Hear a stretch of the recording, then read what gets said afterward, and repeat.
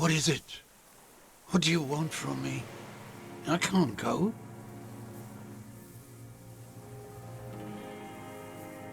See.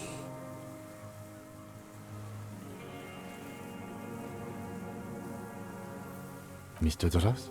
The man does not respond. He keeps staring, black eyes glazed over and bulging from their sockets, his gap-toothed mouth shaking with fear and longing.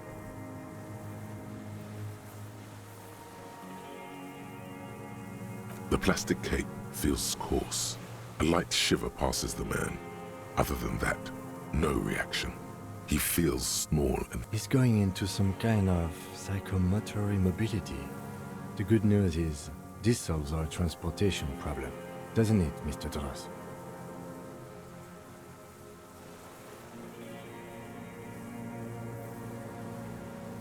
The trembling mouth appears to sigh. Between this and the broken tire he's used for a boat, I think it's safe to leave him here, while we go and get help. It will need to be medical first, I'm afraid.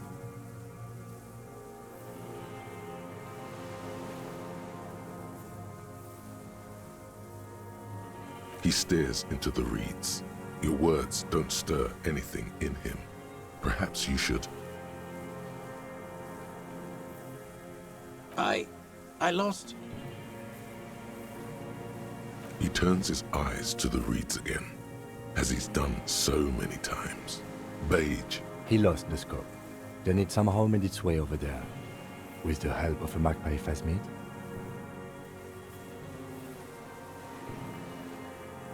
This sight is a T9, Mr. Dross. Was it attached to the rifle when you made the shot? Silence. Not you've gotten all you will out of this poor being. Nothing. Just dull staring. Not even rage left, wherever he is. If Kuno kicked it into the sea, as he said he did, the ebb would put it back here. This makes sense. Mr. Dross could have picked it up.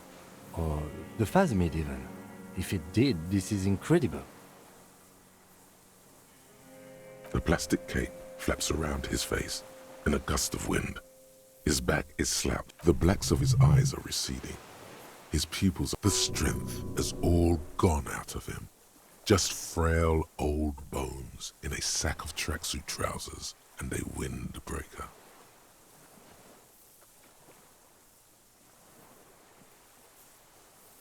Old age and shock.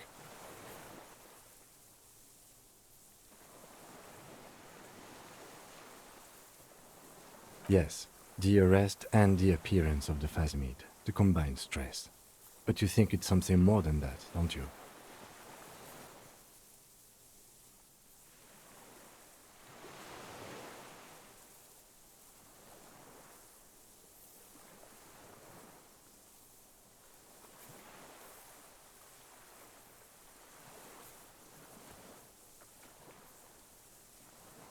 He was energetic and articulate. After all these years alone, with little hygiene or medication, I would expect worse.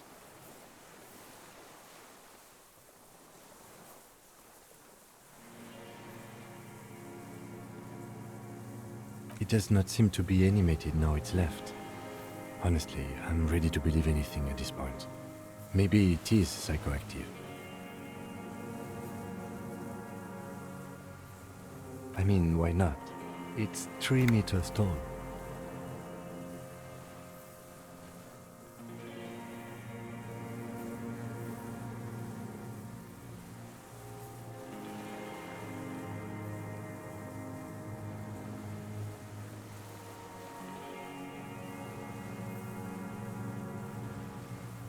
He did seem distressed when it finally came to arresting him, like he didn't want to leave this place, and the insect maybe.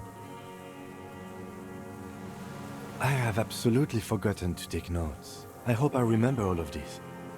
This will be one hell of a report. They'll think we're insane. You will have to be very convincing and very sober to make them believe, sire. We should think about getting back to the mainland, to get help. He'll be safe here, if we don't take too long.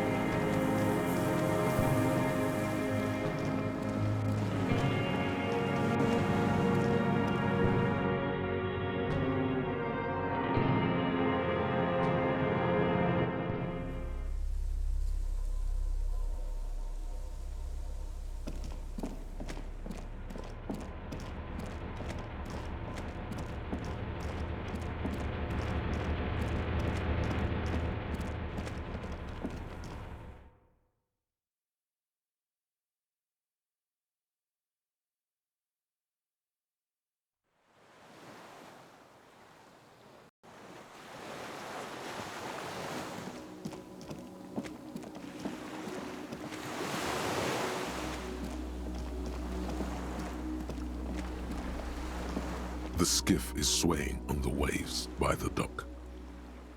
Let's. We are done here. The skiff rocks gently under your weight as you get in. The ride back is uneventful, but for the sound of conversation on the water, there is someone inland. Two men and a woman stand on the concrete square of a nameless village, looking at a small yellow boat as it draws closer. The sea is calm. You reach the jetty and climb out of the skiff.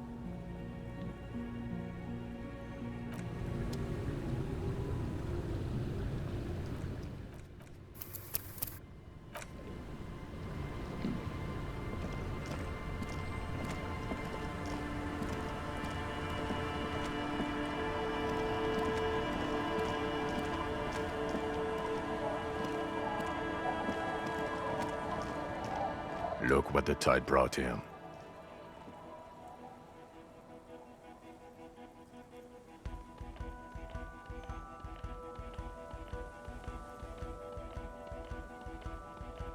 Harry, you're bleeding all over the place. You're half dead.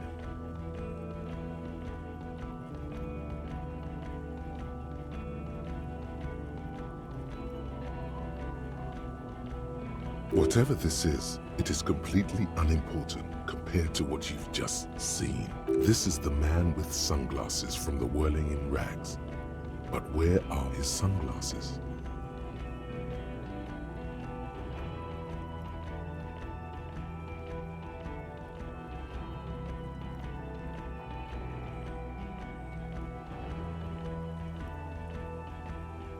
That's right. And you're bleeding.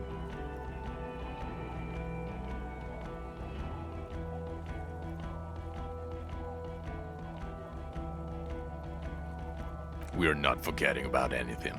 Look at you.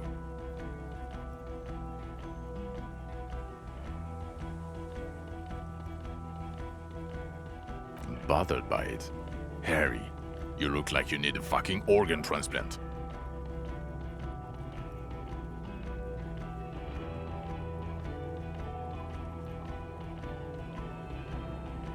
Oh, fuck it. Let's not get into that. Hello, I'm Trent Heilerstein. I believe we've met on several occasions. I'm your goddamn partner, Jean Vicomar, and this is your special task force. Or what's left of it.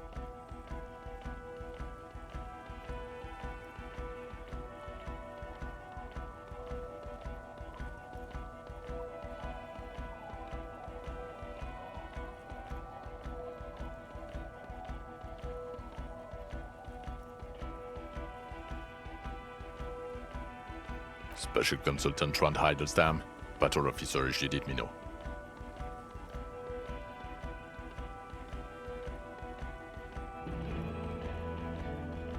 Hi. We've come to scrape what's left of you off the pavement. Lieutenant Kim Kisuragi, Prison 57. We've just come from the island, where our investigation led us. The scene is making even him feel as though he has to justify your actions. We might need your help with something later.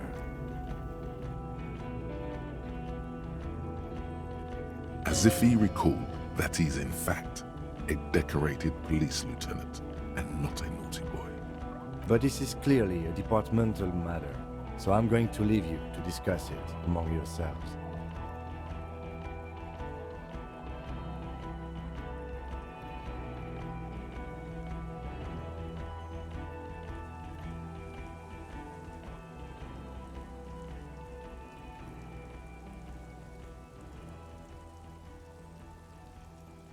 It's good to meet you, Lieutenant Kitsuhagi.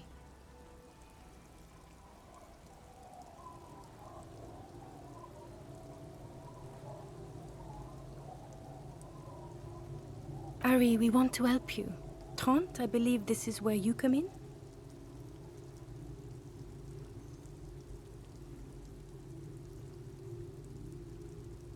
This is the horse-faced woman. I don't know why you named her that, but it was beyond idiotic. You should never address her using those words. I don't quite know what I'm doing here. I was asked to participate as an expert. I think I need to manage your expectations a little. I'm at best an enthusiast in cognitive science. My background is in something else entirely. I engage in neurology on a merely theoretical level. In fact, I should probably get going.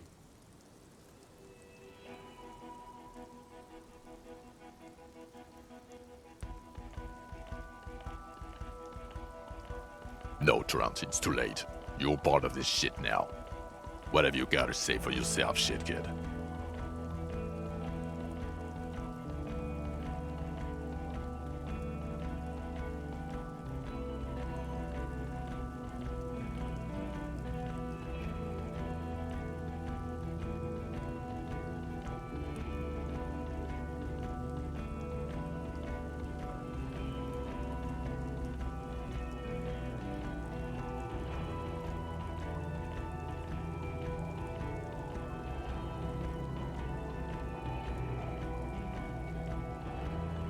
Yes, I'm Trant Heilestam. I never said I wasn't Trant Heilestam.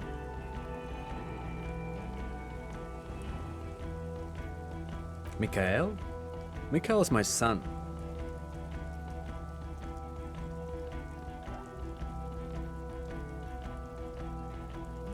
No, I was just interested in the Feld building and the Martinez beachhead. And Mikhail wanted to see Martinez. It was a coincidence. Him being there with his son, it was not a coincidence.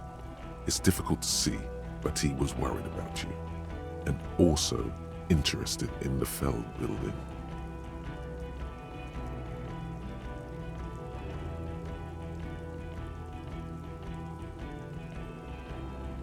What indeed? I was asked to share my take on some of the more obscure theories developed in Königstein in the 30s, like partial psychotraumatic amnesia, group personality theory.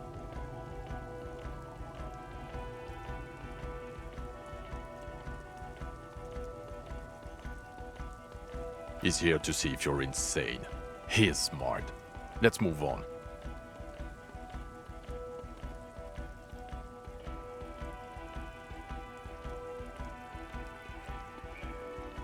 Guilty as charged.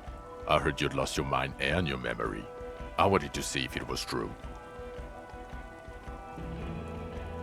And it was. Good work, Harry. You're insane now. There's one less person for me and everyone else to rely on. He was too sarcastic for you to realize who he was.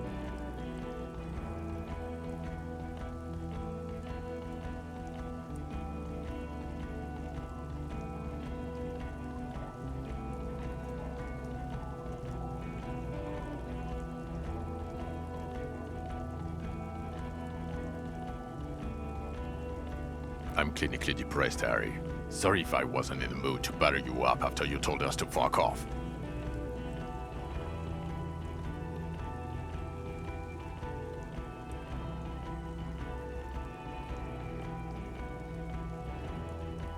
Had what coming? Not recognizing people you work with every day. Brain damage.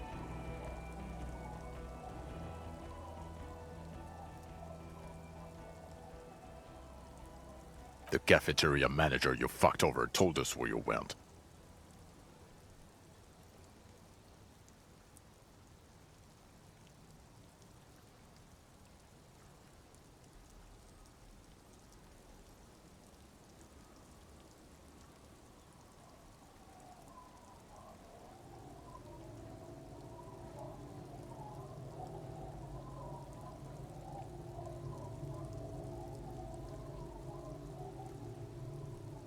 And people on the street helped us too, with your whereabouts. You're a legend among the drunks, Harry. A legendary local drunk.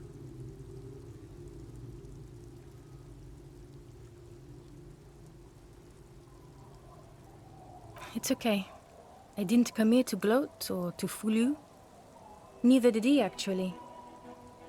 We're just worried. That's right, worried. I'm always worried about you. Every time you don't show up to work, or when you do but stink. You're a worry fest. She's worried about you. I'm worried about you. Even Special Consultant Backpedal is worried about you. Everyone worries instead of working.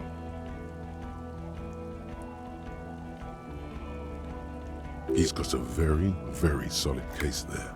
Actually, I've been trying to find a good moment to tell you.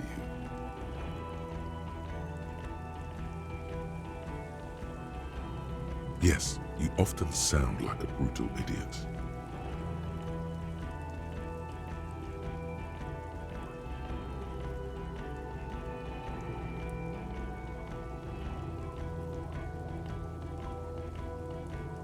Yeah, Major Crimes Unit, under Lieutenant Dubois and Vicomar. Ring any bells?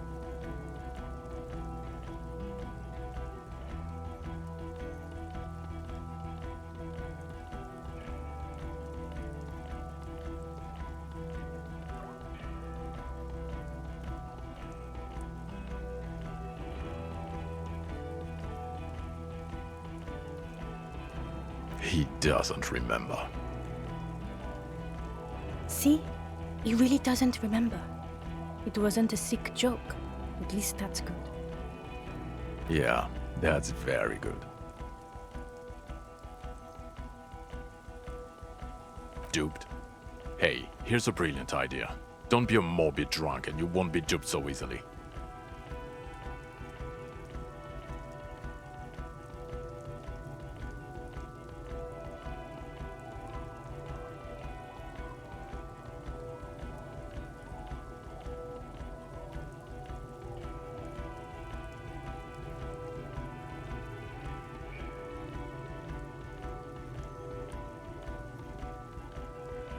Yes, I'm still King Kisuragi, still a lieutenant from Precinct 57.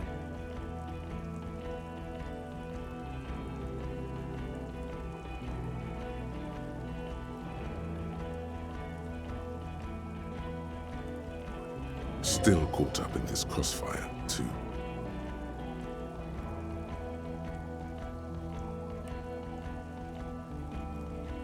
Where have we been? We've been fucking off as far as I remember. You told us to fuck off.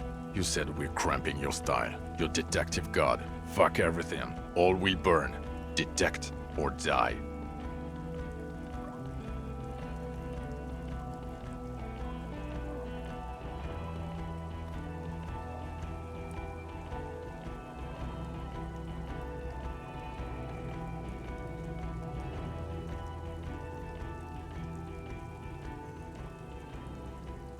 Sure, you're not a superstar law official. Talk on the town is your Guillaume Le Million reincarnate. I know this shit. Nothing has changed.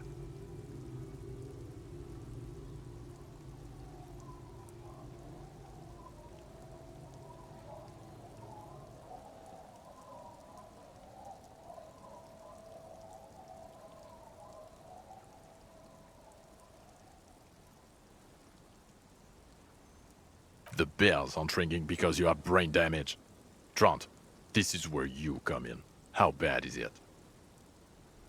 Well, he doesn't have visible tremors, he talks without slurring, he can drive a boat, he's standing, reasoning. All good signs, but complete retrograde amnesia, episodic and semantic. Meaning, you forgot both who you are and the definitions of money, Isola, Pell, and so on. As displayed in the station call, our interactions with him, and I don't want to be a snitch, but also mine with him before when Harry did not seem to know who I was. It's all very interesting.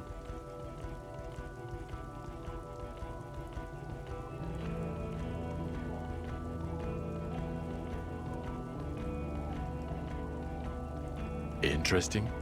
Yes, interesting. I have my theories, but I would like to hear Harry's thoughts first. Harry, what do you think happened to you? Neurologically, psychologically, and why not socioeconomically?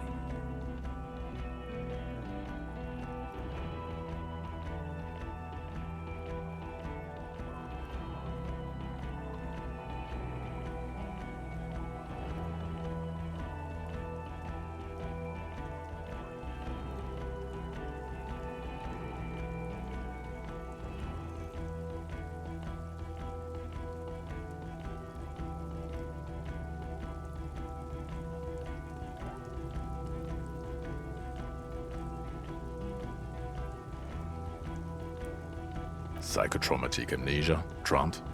I can go for that. Shit kid is a broken man. Always has been. Who isn't? I know I am. But you know what?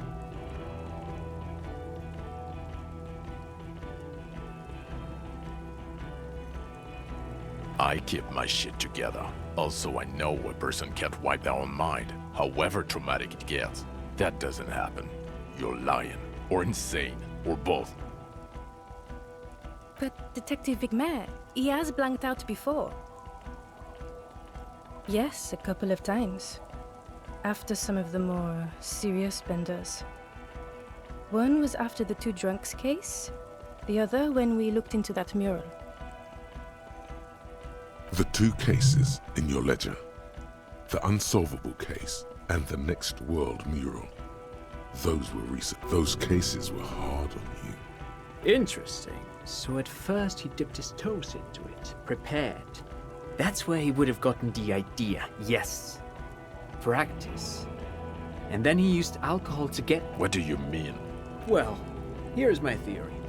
What if this is an absolutely normal reaction to the world we're living in? What if this is not a significant anomaly at all? Something to be explained, approached as a defect? Look at the sensory input here. Look at the ruins, the neon. Listen to the radio, the multitudes, the people. Live here for 40 years. As a police detective, he's like a magnetic reader on the world tape, to borrow a known metaphor. Harry's been pushed flat against it. Total input. Hardwired to the free market. He just needed for it to end. Okay, Trent, thank you.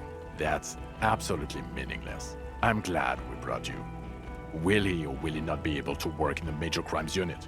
Is he a crétin now? I want to know that.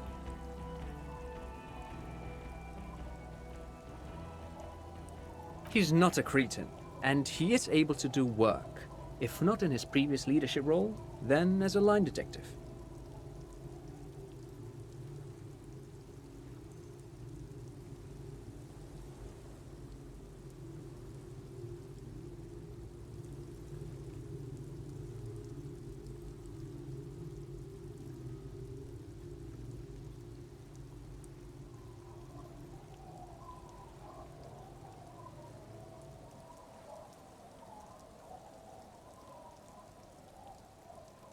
For now, I misphrased my question. It should have been, is he able to put his clothes on and use the party? Or do we need to get him on a disability pension?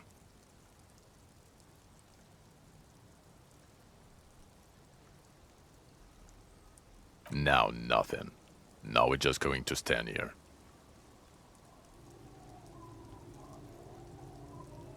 No, now we discuss that. What the fuck did you do to a motor carriage? Why is it there, Harry?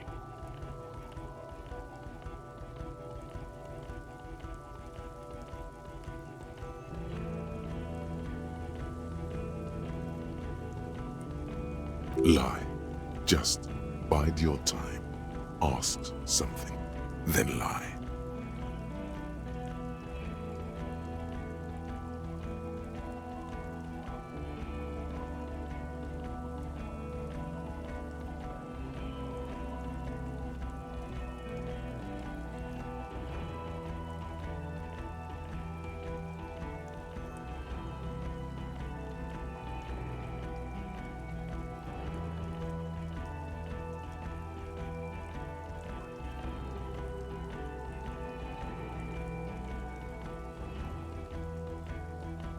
Ah, so refreshing. He just admits it.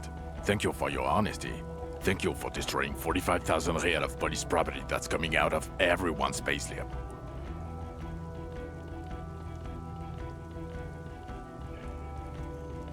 It doesn't matter.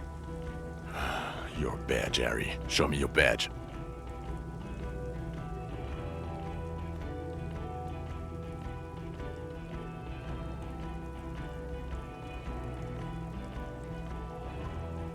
In a rush to demonstrate your badge, your eager fingers can't sustain a grip on the smooth plastic, and the badge slips out of your hand.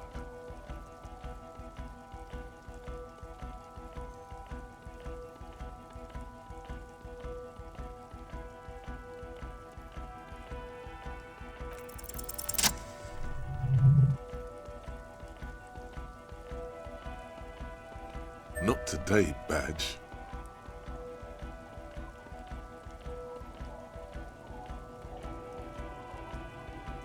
And your gun?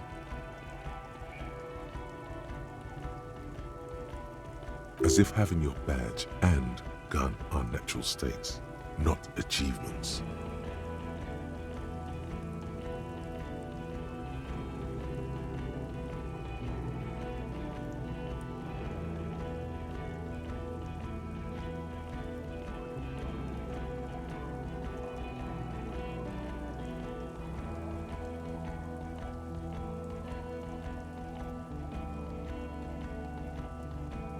I don't care about your collection, you hoarding freak. Is one of them your service weapon? I only want to know about that one gun.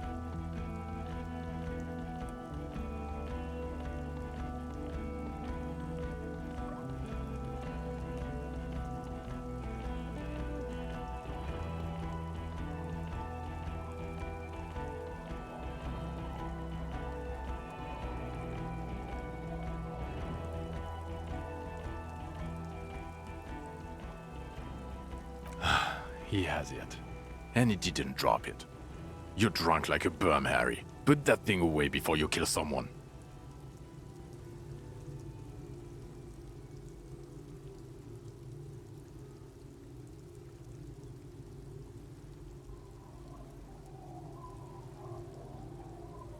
So you forgot to drink? I don't buy it. Why do you smell like a corpse then? He's wounded. It's been a long week, and he's handled an actual corpse.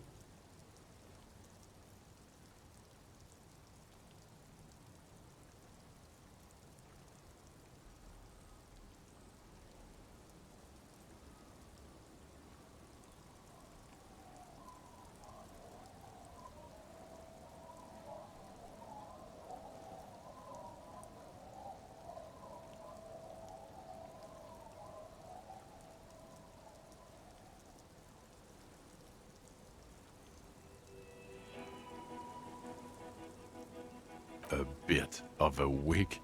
You're drunk, and you let a suspect escape, a certain Clasier, because you were too drunk to assess a flight risk. We've read the reports, Harry. Lieutenant Kitsuhagi's. We know.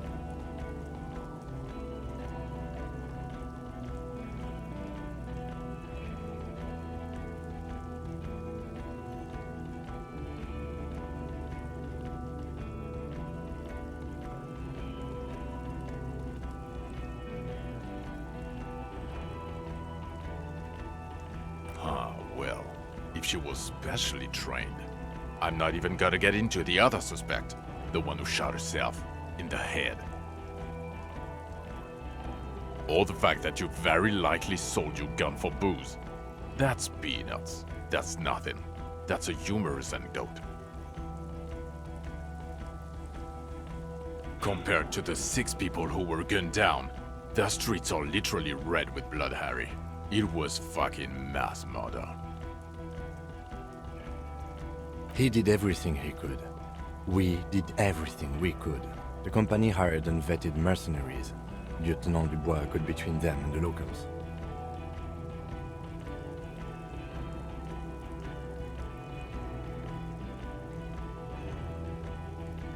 Here comes the cavalry.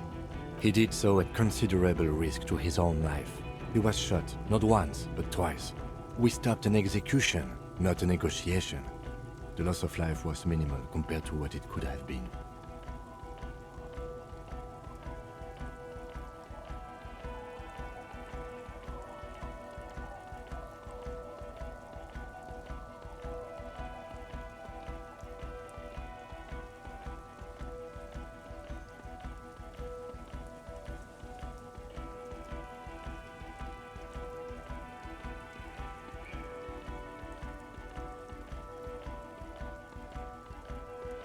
Don't make this harder for yourself. Thank you for the input, Lieutenant Kitsuragi. I didn't mean to suggest you didn't handle the situation.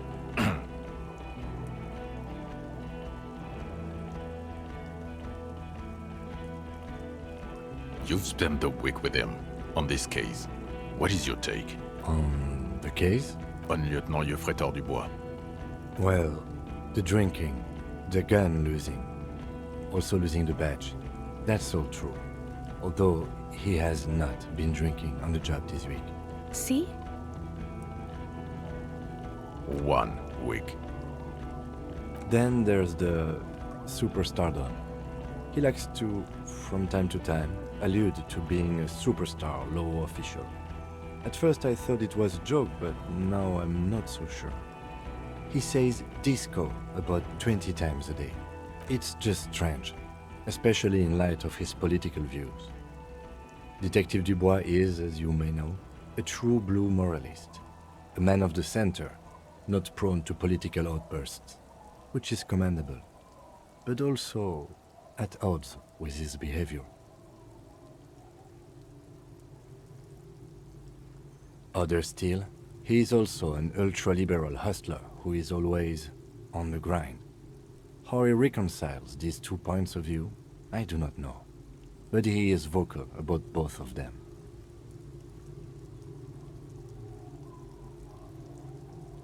And then there's the motor carriage in the sea, something I was not present for. But despite all this, he is a great detective, one of the best I have seen, in fact.